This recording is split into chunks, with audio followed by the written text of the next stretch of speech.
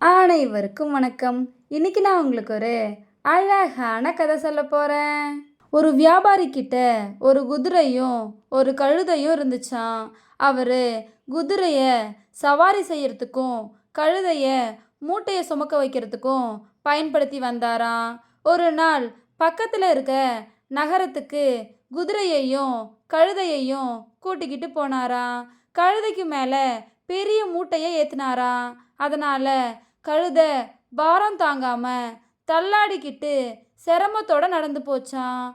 ஆனா குதிரை எந்த பாரமும் அது மேல இல்லாததால குதூகலத்தோட நடந்து போச்சாம்.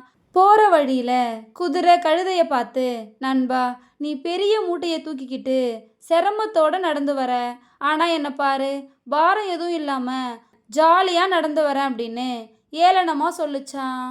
கொஞ்ச தூரம் போன அப்புறம் கழுதையால நடக்க முடியலையாம். அதனால கீழே படுத்துக்கிச்சான். வியாபாரி கழுதையை எழுப்ப எவ்வளவோ முயற்சி பண்ணியும் கழுதை எழுந்துக்கவே இல்லையாம். வேற வழி இல்லாததால வியாபாரி கழுதை மேல இருந்த மூட்டையை எடுத்து குதிரையோட முதுகுல ஏத்தினாராம். பாரம் குறைஞ்சதும் கழுதையும் எழுந்து நின்னுச்சான்.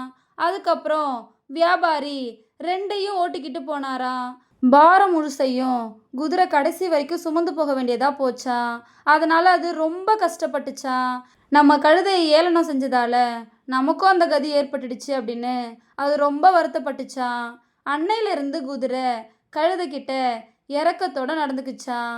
இதோட இந்த கதை முடிஞ்சிருச்சு. நம்ம எப்போதும் மற்றவங்கள ஏளனம் செய்யவே கூடாது. அதை தான் இந்த கதை நமக்கு சொல்லுது. இந்த கதை உங்கள் எல்லாருக்கும் பிடிச்சிருக்கும் நம்புகிறேன். இன்னொரு அழகான கதையில் நாளைக்கு சந்திப்போம்.